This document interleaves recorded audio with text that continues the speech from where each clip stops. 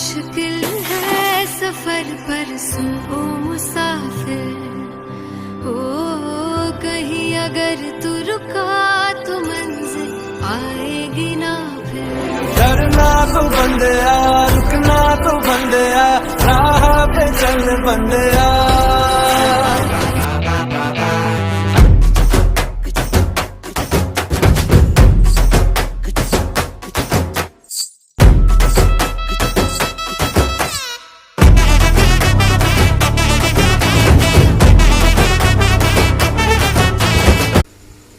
ছেলেটা প্রথম হচ্ছে তার ব্যাংক ভাঙলো, দেখেন কি করে। প্রথম হচ্ছে ব্যাংক ভাঙার পরে দেখে টাকা খুব কম, তো পরে আবার রেস্টুরেন্টে কাজ করতেছে।